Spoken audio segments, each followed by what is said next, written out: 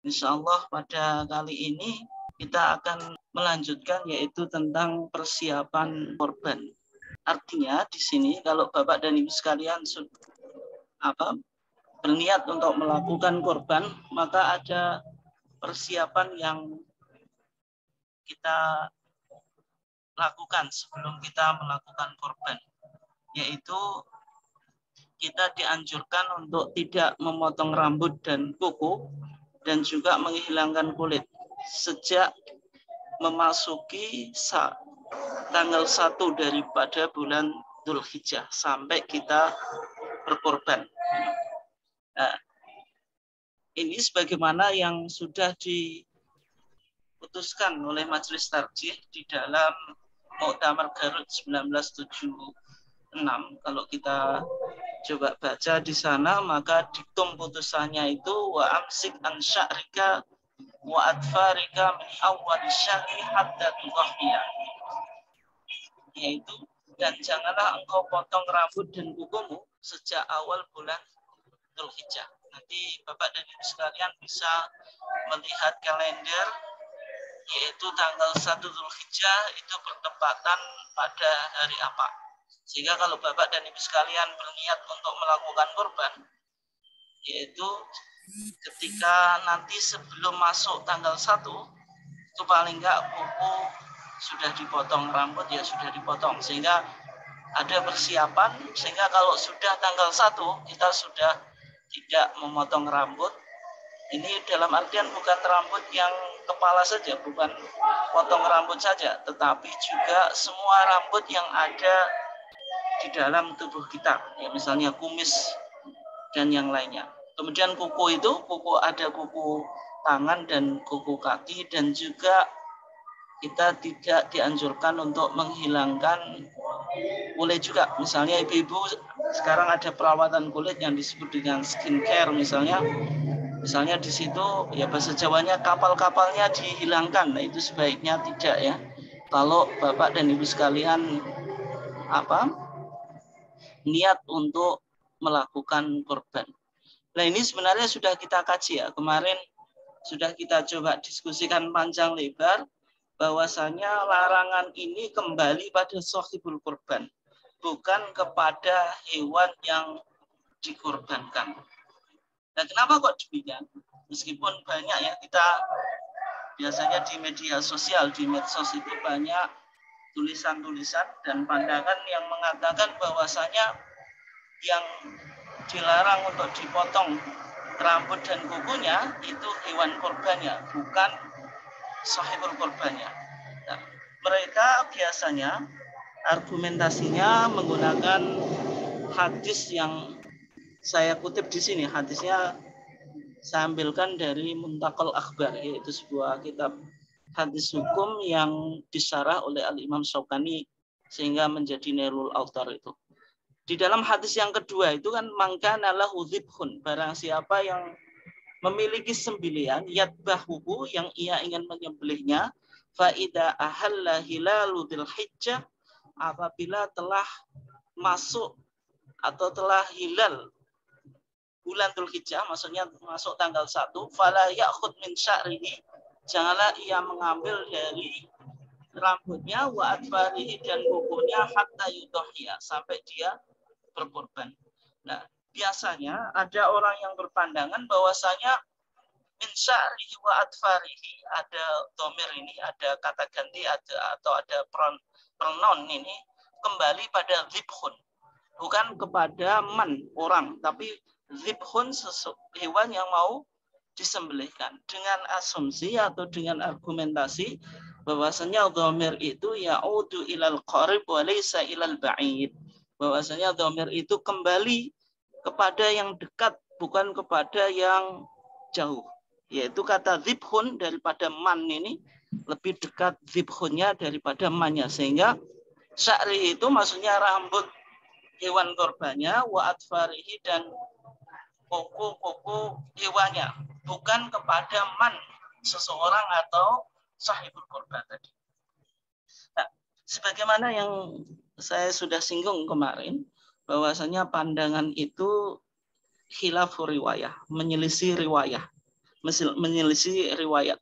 Meskipun pandangan itu dibangun atas atas asumsi gramatika bahasa Arab dengan argumentasi bahwasanya dhamir atau kata ganti itu kembali kepada sesuatu yang dekat. Sebenarnya dalam kajian kebahasaan pun tidak ada dari Imam Madzhab 4 itu, mulai Al-Imam Abu Hanifah, kemudian Imam Malik, Imam Syafi'i, kemudian Imam Ahmad ibn Hanbal Asy-Syaibani yang memiliki pendapat bahwasanya kata atau dhamir hu ini atau sya'rihi wa atfarihi ini kembali pada dhibhun, tidak ada. Kalau kita baca dalam kitab-kitab klasik itu kita tidak menemukan satupun ulama yang memiliki argumentasi atau pendapat semacam itu dengan misalnya pembacaan secara kebahasaan dengan pendekatan gramatika bahasa Arab. Itu pun tidak kita temukan. Padahal para ulama kita atau ulama mazhab itu jelas tentu memiliki kemampuan yang cukup luar biasa di dalam pemahaman gramatika bahasa Arab. Tapi kita tidak menemukan, meskipun pendapat itu misalnya dalam fikih itu ada pendapat yang disebut syadzun, pendapat yang anomali, pendapat yang nyeleneh, itu pun kita tidak temukan. Sehingga yang sudah saya sampaikan tadi, bahwasanya pendapat tersebut itu adalah khilafu riwayat. Nah, artinya apa? Menyelisih riwayat. Karena kalau kita coba cek di dalam hadis tadi, hadis yang yang kita bahas tadi, idza ra'aitum hilala dzil hijjah wa arada ahadukum ayyudhiya falyumsik an sya'rihi wa atfari. Misalnya kalau kita telusuri riwayat-riwayat yang bicara tentang hadis ini, misalnya ada sebuah kajian yang cukup menarik yang ditulis oleh Syekh Nasruddin Albani, seorang hadis kontemporer. Dia menulis buku namanya Irwa Al-Ghalil. Buku itu sebenarnya takhrij atau kajian hadis terhadap kitab Matan Hambali yang bernama Manarus Sabil. Hadis itu disebutkan di Manarus Sabil sehingga Syekh Albani itu menelusuri riwayat-riwayat yang ada yang berkaitan dengan hadis tadi. Misalnya di sini ada riwayat yang diriwayatkan oleh Haris ibn Abdurrahman an Abi Salamah an Ummi Salamah qalat idza dakhala asyru dzil hijjah, apabila telah masuk hari 10 dari bulan Dzulhijjah gitu. Fala ta'khudanna min sya'rika, janganlah sekali-kali kamu mengambil rambutmu. Kan min sya'rika artinya ada kaf, nomor kaf ini kembali pada mudhohi, pada sahibul kurban, tidak mungkin kembali pada hewan yang dikorbankan atau al-udhiyah. Wala min atfarika, dan juga kuku-kukumu, hatta tadbah udhiyataka, sampai engkau menyembelih udhiyataka, hewan kurbanmu.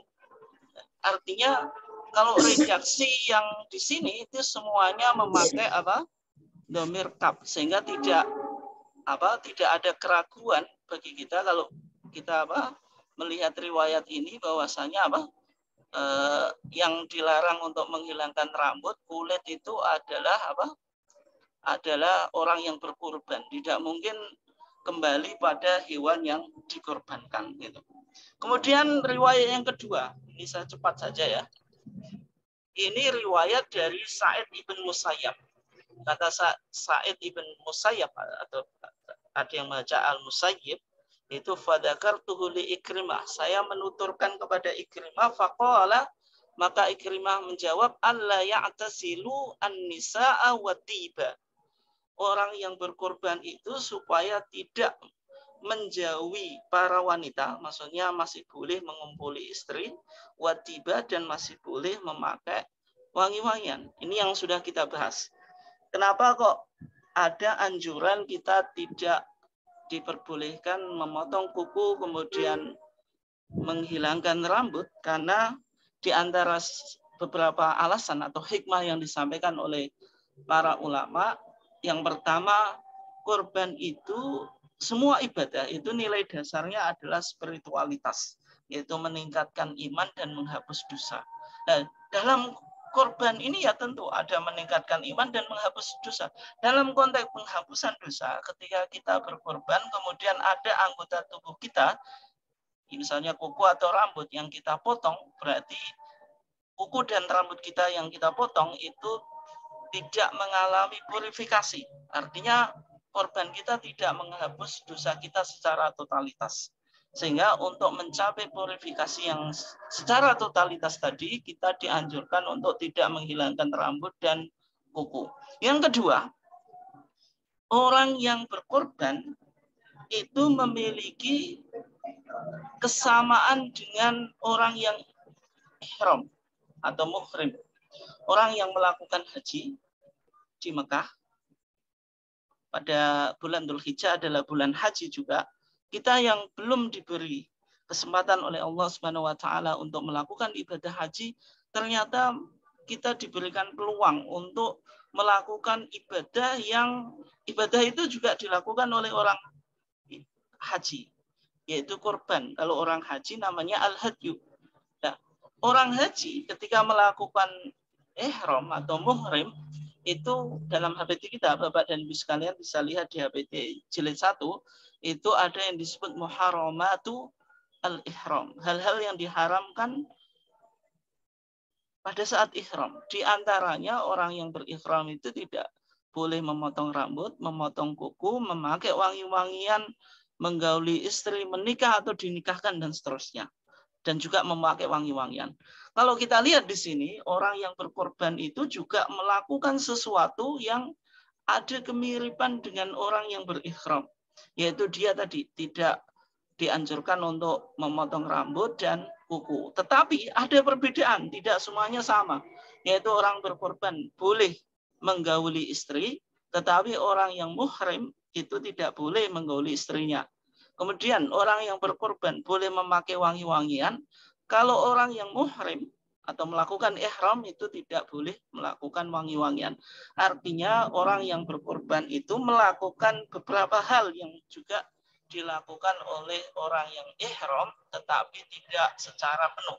Artinya ada keserupaan tetapi tidak secara penuh. Kemudian Bapak dan Ibu sekalian yang dimuliakan Allah, untuk menyingkat waktu kita masuk pada yang kedua, yaitu waktu penyembelihan. Sudah kita bahas bahwasanya penyembelihan korban itu 4 hari, yaitu Yaumun Nahri, tanggal 10 Dzulhijjah, saat Idul Adha itu, kemudian Ayyamut Tasyrik, hari-hari tasyrik, tanggal 11, 12, dan 13. Ini jadi kita memiliki waktu 4 hari untuk melakukan ibadah korban. Nah, kemudian tadi kita katakan bahwasanya mulainya itu Yaumun Nahri, hari nahar, yaitu tanggal 10. Tanggal 10 itu dimulai kapan itu? Apakah ketika matahari sudah terbit atau setelah sholat? Kalau setelah sholat, sholatnya siapa? Sholatnya al-mudhahi atau sahibul korban atau sholatnya imam? Nah, oleh sebab itu perlu untuk kita coba cermati ya. Yang pertama, sebelum kita coba kaji, kita lihat keputusan Garut 1976 ya. Di dalam diktum keputusan kita, maka di sana dikatakan watadbah ba'da sholat. Dan engkau menyembelih setelah sholat. La qablaha. Bukan sebelumnya. Artinya dalam putusan tarjih kita, menyembelih itu hendaklah dilakukan setelah sholat, yaitu sholat Idul Adha. La qablaha, sebelum, bukan sebelumnya. Hatta akhiri ayyami tasyrik, sampai akhir hari-hari tasyrik. Jadi kalau kita lihat di sini, diktum putusan kita menyatakan bahwasanya mulai penyembelihan hewan korban itu ba'da sholat. Setelah sholat, la qablaha, bukan sebelumnya. Artinya, misalnya ini kasus ibu-ibu, ya mohon maaf, misalnya janda ya, ingin berkorban, kebetulan tadi ibu-ibunya tadi mengalami menstruasi atau haid, sehingga orang haid itu meskipun dianjurkan untuk mendatangi tempat sholat, misalnya dia tidak melakukan di rumah saja, kemudian karena tadi memiliki keinginan berkorban, kemudian menyembelih hewan korbannya, padahal sholat imam di lapangan itu belum selesai.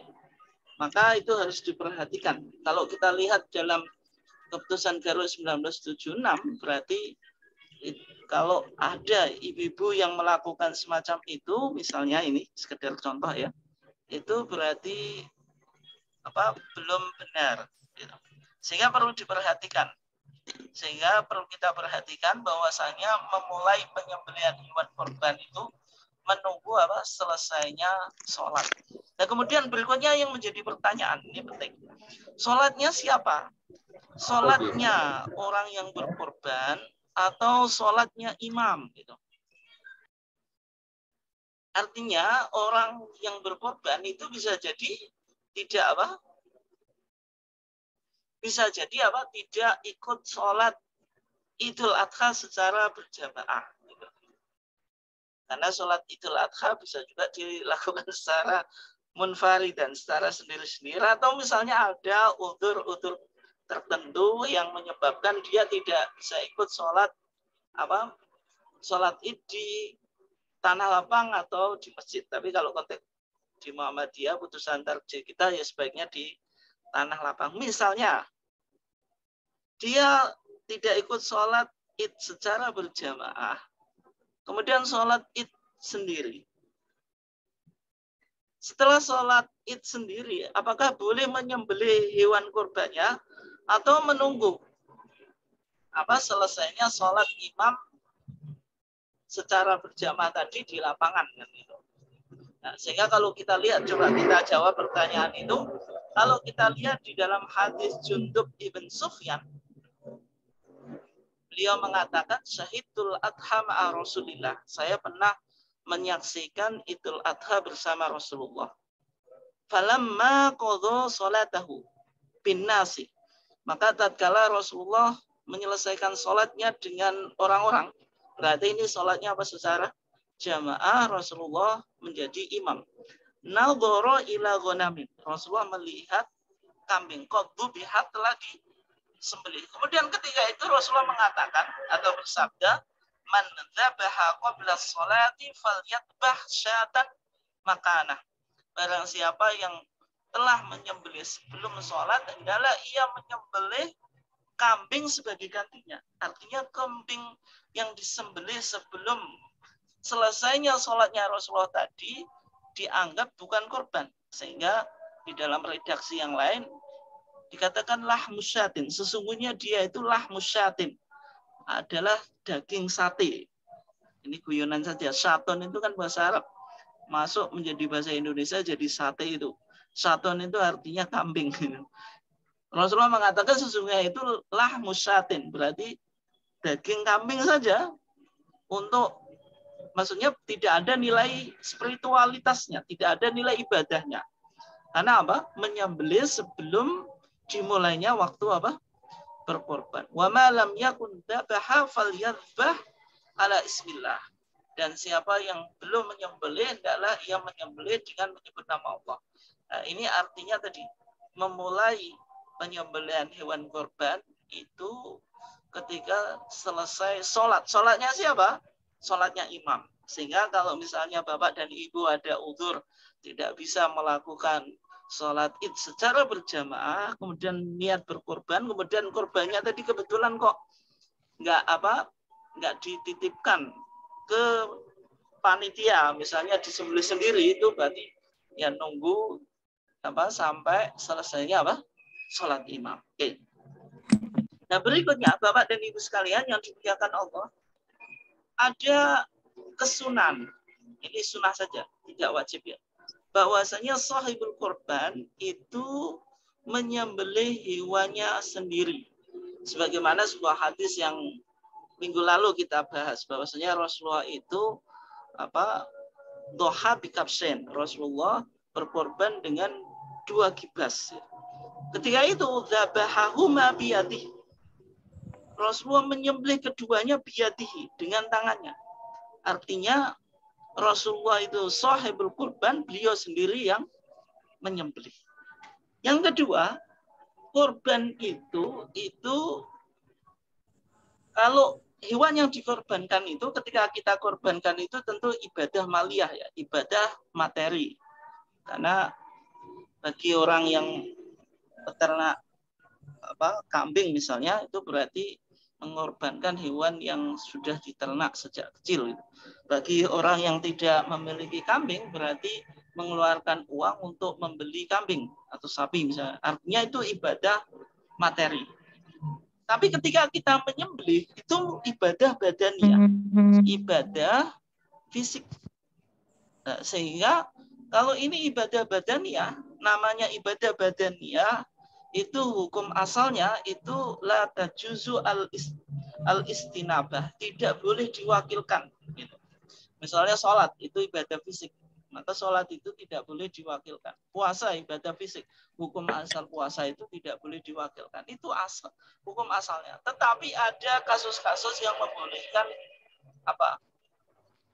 yang membolehkan diwakilkan, atau kaidah ini berlaku secara umum, tetap ada pengecualian. Sehingga dalam kaidah ada yang mengatakan la tajuzu al-istinabatu bi qurbatin badaniyatin ghaliban. Ada kata ghaliban.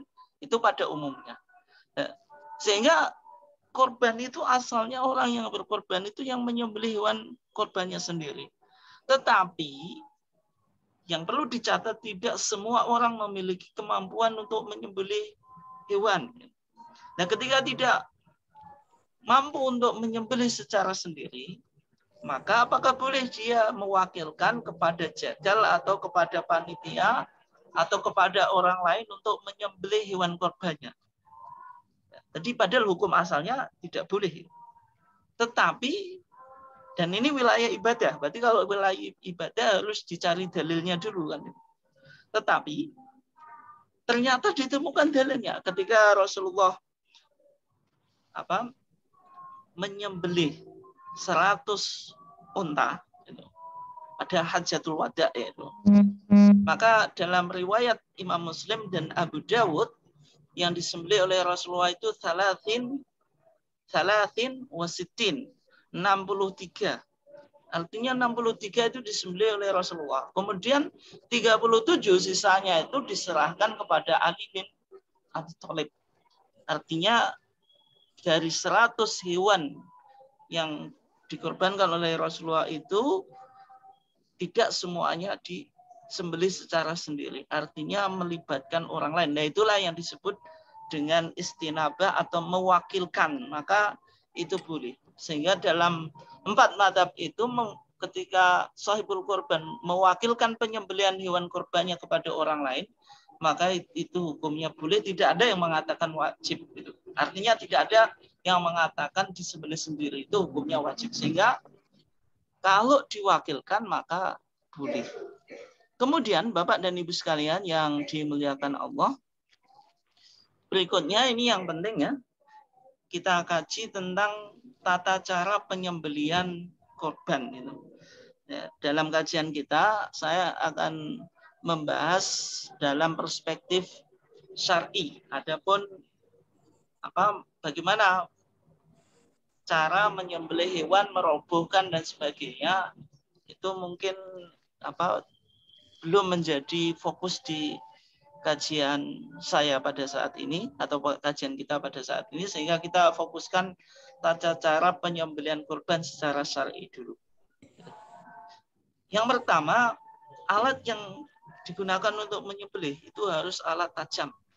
Sehingga dalam hadis di dalam Arba'in An-Nawawiyah, hadis yang sering dikaji oleh anak-anak di TPA itu ya, Arba'in Nawawiyah, maka di sana ada hadis yang cukup terkenal. Rasulullah mengatakan, wa idza dzabhtum fa'ahsinu adzibhah. Jika engkau menyembelih maka perbaguslah menyembelihmu.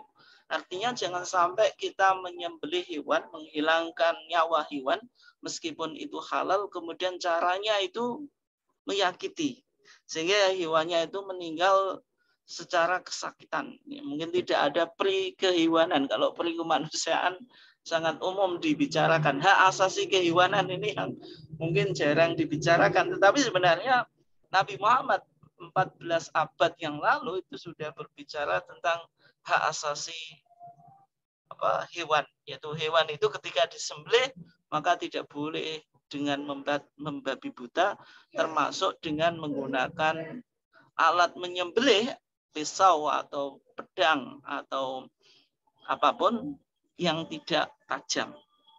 Nah, apapun yang alat yang tajam yang bisa mengalirkan darah, maka itu boleh digunakan sebagai alat untuk menyembelih. Tetapi ada pengecualian, yaitu gigi, kuku, dan tulang. 3 ini yang tidak boleh. Maka dalam hadisnya Rasulullah bersabda, ma'anharodam. Apapun yang mengalirkan darah. Apapun itu terbuat dari apapun. Misalnya terbuat dari besi, dari batu, dari yang lainnya, tidak harus dari besi ya. Tetapi selama ia bisa mengalirkan darah dan tajam, itu boleh. Wadzukirusmullah, dan disebutkan nama Allah alaihi atasnya fakulu, maka makanlah. Laisa sinu wa dhufru, tetapi ada pengecualian ini, bukan gigi dan kuku. Kenapa? Rasulullah mengatakan sauhaditsukum andalik, saya akan menceritakan kamu tentang itu. Amma sinu fa'admun, maka kuku itu adalah tulang.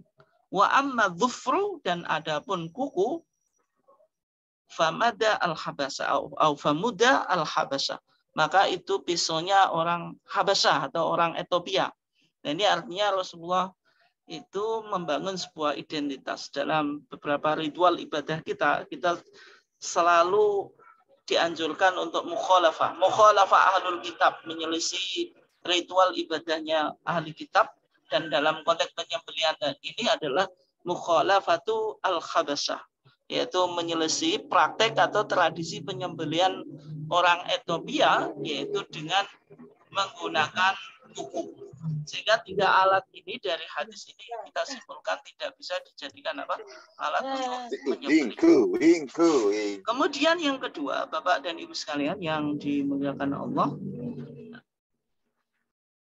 yang kedua yaitu kita menghadapkan hewan atau bagian leher ke arah kiblat. Ada kesunahan istiqbalul kiblat. Kita dianjurkan untuk menghadapkan hewan yang kita sembelih ke arah kiblat. Yang dihadapkan itu bagian lehernya yang kita mau sembelih itu. Nah, kemudian yang sering menjadi pertanyaan, posisi kepala itu apakah di utara atau di selatan? Karena kebetulan arah kiblat kita itu kan di barat. Maksudnya posisi kepala hewan itu di selatan atau di utara. Meskipun kalau kita lihat secara umum, Bapak dan Ibu sekalian yang dimuliakan Allah, itu kalau di Indonesia rata-rata orang menyembelih itu posisi kepalanya di selatan. Gitu. Nah, ini dasarnya apa? Dasarnya hadis Jabir ibn Abdullah. Rasulullah itu menyembelih pada hari Yaumun Nahri Kabshain, 2 kambing akronen, yang keduanya bertanduk. Gitu. Falamma wajjahuma, maka tatkala menghadapkan keduanya, maksudnya menghadapkan ke arah kiblat, ketika itu Rasulullah membaca doa. Doanya ini penting ya, Bapak dan Ibu sekalian, untuk ketahui doanya sebagaimana dalam doa iftitah yang riwayat Ali ibn Abi Thalib itu. Hadis Ali ibn Abi Thalib yang diriwayatkan oleh Imam Muslim ini. Dalam konteks apa? Doa istiftah atau iftitah. Bagaimana? Inni wajjahtu wajhiya lilladzi fataras samawati wal arda hanifan muslima. Kalau dalam hadis ini pakai ana millati Ibrahim, tapi bisa hanifan muslima wa ma'ana minal musyrikin. Inna sholati wa nusuki wa mahyaya wa mamati lillahi Rabbil alamin, la syarika lahu wa bidzalika umirtu wa ana minal muslimin. Kemudian Rasulullah mengatakan, Allahumma minka walaka an Muhammadin wa ummatihi. Nah, karena Rasulullah pernah berkorban untuk dirinya sendiri dan untuk umatnya. Kemudian Bismillah wallahu akbar. Ini diperhatikan ya. Jadi Bismillah, kemudian wallahu akbar. Bismillahnya tidak lengkap. Kemudian wallahu akbar dalam konteks penyembelihan apa? Hewan kurban. Ada wallahu akbar. Tapi kalau kita menyembelih di luar kurban, kita misalnya membaca bismillah saja sudah cukup ya. Kemudian yang sering menjadi pertanyaannya, ini penting. Ketika menyembelih itu apakah ada kesunahan membaca sholawat kepada Nabi? Ini penting ya. Kalau kita lihat di dalam mazhab Syafi'i, di dalam kitab Matan Abi Suja atau Fathul Qorib itu syarahnya atau yang ditulis oleh Ibnu Qasim Al-Ghazi itu ada 5 kesunahan yang kita dianjurkan ketika menyembelih. Yang pertama itu at-tasmiyah, membaca bismillah. Kalau dalam mazhab Syafi'i boleh bismillah saja atau bismillah secara lengkap gitu. Walaupun tidak membaca bismillah itu hewan yang disembelihnya halal. Itu dalam mazhab apa? Syafi'i gitu. Kemudian yang kedua ini yang kita bahas ya. Membaca sholawat kepada Nabi. Jadi baca bismillahirrahmanirrahim itu kalau lengkap atau bismillah saja Allahumma sholli ala Muhammad gitu. Tetapi dimakruhkan menggabung antara nama Allah dengan nama Rasulullah. Maksudnya apa? Bismillah wa Muhammadin atau bismillah wasmi Muhammad. Nah, itu makruh, itu tidak boleh. Karena apa? Seolah-olah memposisikan nama Allah dengan nama Nabi Muhammad itu seimbang. Tetapi tadi ada kesunahan Allahumma sholli ala Muhammad. Jadi bismillah Allahumma sholli ala Muhammad, baru Allahu Akbar, baru apa? Doa supaya diterima. Misalnya Allahumma hadhi minka wa ilaika fataqabbal. Maka dalam pandangan tadi sholawat kepada Nabi itu memang baik. Dan hadisnya itu umum, karena hadisnya umum, tidak semua umum itu bisa dibawa dalam konteks yang khusus tadi, dalam penyembelihan korban. Karena dalam hadis yang kita baca, dalam hadis Jabir ibn Abdillah, kita tidak temukan Nabi membaca sholawat. Sehingga kita tidak amalkan. Meskipun masyarakat kita, karena secara umum bermadzhab Syafi'i, orang menyembelih itu ya bismillah, terus Allahumma sholli ala Muhammad itu, karena memang dalam rumusan mazhab mereka semacam itu. Tetapi kalau kita di Muhammadiyah, sholawat ketika menyembelih itu tidak kita amalkan. Nah, kemudian setelah itu memutus atau memotong tenggorokan dan 2 urat nadi yang ada di leher. Oke, Bapak dan Ibu sekalian yang dimuliakan Allah, berikutnya ini yang penting ya, kita bahas tentang pendistribusian daging hewan korban. Nah, kalau kita berkorban, itu objek atau sasaran yang kita berikan daging korban itu kepada siapa saja. Nah, untuk menjawab pertanyaan itu, atau juga bolehkah orang berkorban itu makan hewan korbannya? Nah, untuk menjawab pertanyaan itu, kita coba lihat keterangan beberapa ayat dan beberapa hadis. Yang pertama di dalam surat Al-Hajj ayat 28. Di sana dikatakan faqulu minha. Faqulu maka makanlah kamu sekalian minha dari bahimatul an'am yang dikorbankan tadi atau hewan ternak yang dikorbankan tadi. Di sini menariknya ada min. Min itu litab'id. Litab'id itu menunjukkan arti sebagian. Artinya kalau ada orang berkorban, orang korban misalnya 1 ekor kambing disembelih, kemudian dimakan satu keluarga, tidak dibagikan kepada orang lain, maka itu hukumnya tidak disebut korban, tapi ya mayoran atau pesta sajalah gitu. Nah, kenapa? Karena ayatnya apa? Fakulu minha. Kita boleh makan, tapi minha sebagian. Artinya kalau sebagian itu tidak boleh semuanya apa kita makan sendiri. Ada porsi yang diberikan kepada orang fakir atau orang miskin. Karena ayatnya bilang apa? Fakulu minha. Maka makanlah kamu sekalian minha dari sebagian tadi hewan kurban. Kemudian wa'at'imu al-ba'isa al-faqira. Dan beri makanlah al-ba'isa al-faqira. Orang fakir yang sengsara. Ini keterangan surat Al-Hajj ayat 28. Kemudian berikutnya di dalam surat Al-Hajj ayat 36 di sana dikatakan fakulu minha. Ini sama ya. Tapi di sini ada penjelasan yang spesifik. Orang fakir yang kita kasih itu yang bagaimana? Maka di sini dikatakan wa'atimu, dan berikanlah kamu sekalian makan al-qani'ah, orang fakir atau orang miskin yang qana'ah. Qana'ah itu malu untuk meminta-minta atau merasa gengsi atau bahasa kita isin jaluk atau malu untuk minta. Wal mu'tar, atau yang tidak malu, suka meminta. Dua tipe orang fakir atau orang miskin yang semacam itu boleh kita kasih hewan korban. Artinya kalau ada orang fakir, baik dia minta ya kita kasih, tidak minta pun itu boleh kita kasih gitu. Ataupun bisa dibalik ya, kalau meminta orang kok suka minta, itu pun boleh dikasih gitu. Oke, berikutnya dari keterangan hadis Ali bin Abi Thalib. Hadis ini penting ya Bapak dan Ibu sekalian yang dimuliakan Allah, karena hadis ini yang nanti kita akan jadikan dasar tentang kepanitiaan dalam korban. Karena kita tidak temukan dasar secara khusus yang berbicara tentang kepanitiaan korban. Tapi kita coba bahas tentang topik yang kita, atau tentang isu yang kita akan jawab tadi, tentang pendistribusian daging korban. Ali bin Abi Thalib itu pernah didelegasikan Nabi untuk mengurus korbannya tadi pada Hajatul Wada tadi. Yaitu 63 disembelih Nabi, kemudian 37 disembelih Ali, kemudian Ali disuruh mendistribusikan. Yang didistribusikan Ali bin Abi Thalib itu apa saja? Maka di sini dikatakan wa ayyaksima budnahu kullaha. Semua korbannya itu disuruh membagikan. Apa? Luhumaha, daging-dagingnya. Jadi semua daging dibagikan. Tidak ada yang dijual.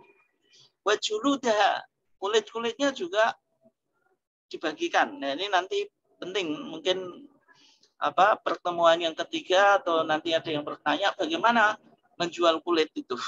Sudah ada fatwanya kita. Kemudian wajilalaha, dan pakaiannya atau aksesoris unta. Unta itu kan punya aksesoris. Ada semacam pelana, kemudian ada sepatu, macam-macam itulah yang ada, yang dipakai oleh unta itu. Itu juga dibagikan. Wala yu'tiya fi jizaratiha syai'an. Kemudian orang yang tukang jegalnya tadi tidak diberikan apapun dari hewan korban itu. Artinya tidak ada porsi dari hewan korban tadi diberikan kepada tukang jagal sebagai kompensasi jasa atau sebagai upah. Nah, ini nanti yang menjadi dasar bahwasanya panitia jagal dan termasuk panitia korban itu tidak boleh mengambil hewan korban atas nama upah atau sebagai kompensasi upah. Gitu. Nanti kita coba bahas secara detail. Dan kemudian dalam riwayat yang lain, Ali bin Abi Thalib mengatakan bal nu'tihi min indina. Jazar atau jagal tadi dikasih upah dengan uang dari Ali bin Abi Thalib. Artinya bukan dari daging yang dikorbankan tadi. Nah, kenapa? Kalau daging itu diberikan kepada tukang jagal, artinya korbannya itu tidak ada secara totalitas, karena sebagian daging itu dijadikan upah. Nah, kemudian bagaimana kalau misalnya panitia mendapatkan jatah tapi bukan upah, yaitu nanti ya kita ketika membahas tentang kepanitiaan korban. Tapi intinya di sini pendistribusian korban itu yang dibagikan tadi yaitu dari semua dagingnya, semua kulitnya, aksesorisnya, dan jagalnya tidak dikasih upah dari dagingnya. Kemudian berikutnya juga hadis Ali ibn Abi Thalib yang tadi riwayat Al-Imam Al-Bukhari, di sini riwayat Imam Muslim. Kurang lebih sama. Wa ayaksima budnahu kullaha, apa saja? Luhumaha, daging-dagingnya, juludaha, kulit-kulitnya, jilalaha, aksesorisnya, fil masakin, tapi di sini diberikan kepada orang miskin. Wala yu'tiya fi jizaratiha min hasyai'a, dan tukang jegalnya itu tidak diberikan atau pekerjaan jadwalnya itu tidak diganti dengan kompensasi daging sebagai apa? Upah. Itu. Kemudian berikutnya hadis Sulaiman ibn Musa. Itu. Maka di sana dikatakan Rasulullah mengatakan fakulu minhu masyitum. Boleh kita memakan darinya, dari sebagian. Minhu itu litabid sebagian, tapi tidak seluruhnya. Masyitum sesuai kehendakmu. Wala tabi'u luhumal hadyi wal adhahi. Janganlah engkau menjual daging-daging hadyu, sembelihan orang haji, wal adhahi dan sembelihan korban. Fakulu maka makanlah kamu sekalian, wa tasaddaku dan sedekahkanlah kamu sekalian. Di sini coba wastamti'u bijuludiha dan manfaatkanlah kulit-kulitnya. Kulit itu dimanfaatkan. Misalnya kalau dulu kulit itu dibuat timba, kemudian dibuat peralatan rumah dan sebagainya gitu. Itu zaman dulu. Kalau sekarang ya mungkin memanfaatkan kulit itu hanya apa tertentu. Secara umum kalau kita dibuat jidor, kalau jidor itu kan di Muhammadiyah kita masjid kita nggak pakai jidor. Gitu. Kemudian wala tabi'uha dan janganlah kamu sekalian menjual kulit itu.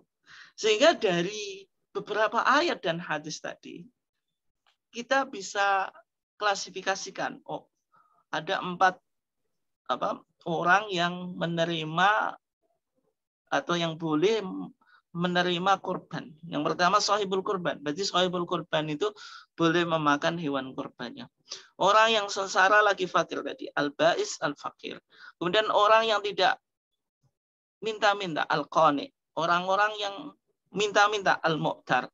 Kemudian tadi dalam hadis Ali tadi kan fil masakin, orang-orang miskin. Nah, kemudian berikutnya hal-hal yang boleh dan tidak boleh dilakukan oleh sahibul kurban. Berdasarkan beberapa ayat-ayat Al-Quran dan hadis-hadis Nabi yang sudah kita kaji tadi, mungkin kita bisa simpulkan ya. Yang boleh dilakukan oleh sahibul kurban yaitu memakan. Kemudian yang kedua membagikan seluruh bagian dari hewan kurban, yaitu daging, kulit, pakaian hewan kurban tadi, aksesorisnya macam-macam, pelana, sepatu dan yang lainnya tadi. Kemudian menyedekahkan kepada fakir miskin, memberikan kepada orang yang berkecukupan. Artinya orang yang kaya pun itu boleh kita beri hadiah dari hewan korban itu. Misalnya kita korban, tetangga kita kok lebih kaya atau teman kita lebih kaya daripada kita, itu boleh diberi hewan korban sebagai hadiah.